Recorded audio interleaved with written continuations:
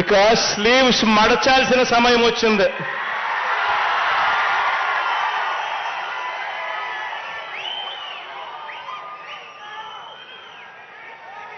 అబద్ధాల యోధుల్ని మట్టి కల్పించాల్సిన సమయం వచ్చింది. మీ మీదకు పదను పెట్టి మంచి చేస్తున్న ప్రభుత్వానికి అండగా నిలబడాల్సిన సమయం వచ్చింది.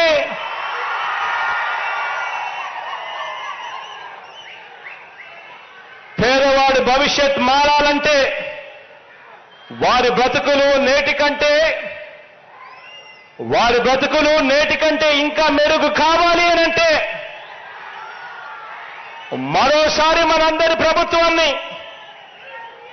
ఈ 55 నెలల్లో ప్రయోజనాలు అందుకున్న ప్రతి ఒక్కరూ సమర్థించాలని, ఆ పేదలందరికీ కూడా వివరించాలి. ఆ ప్రతి ఇంట్లో నుంచి స్టార్ క్యాంపెయినర్లుగా అక్క చెల్లెమ్మలను, ఆ అన్నదమ్మలను, ఆ అవ్వాతాతలను, ఆ రైతులను తీసుకొని రావాలి. ఇప్పుడే చూశా, మా వాళ్ళు చెప్పారు ఇప్పుడు ఒక మాట.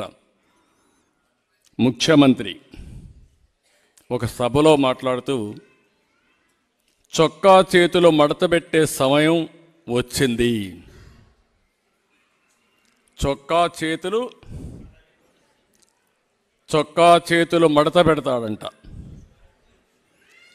నువ్వు మీ వైసీపీ కార్యకర్తలు చొక్కాలు మడత పెడితే మా టీడీపీ కార్యకర్తలు, జన సైనికులు, ప్రజలు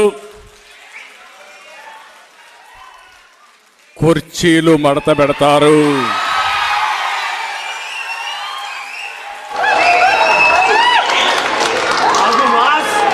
మళ్ళీ చెబుతున్నా,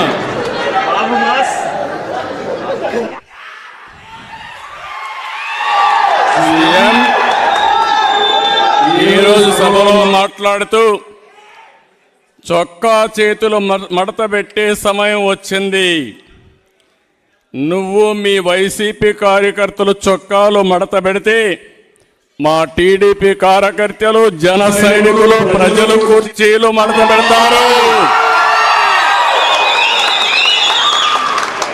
అందరూ కుర్చీలు మడత పెడితే ఏమవుతుందో తెలుసా? జగన్ రెడ్డి నీ కుర్చీ లేకుండా పోతుంది.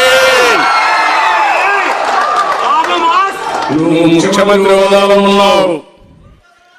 ఎన్నికలంటే ద్వంద్వ యుద్ధం. చొక్కాలు చేతులు కుర్చీలు మడత పెట్టడం కొట్టుకోవడానికి కాదు. ఆ విషయం గుర్తుపెట్టుకొని ప్రవర్తిస్తే మేము కూడా గౌరవంగా ఉంటాం. కబద్దార్, జాగ్రత్తగా ఉండమని మరొక్కసారి సభ ద్వారా హెచ్చరిస్తున్నా.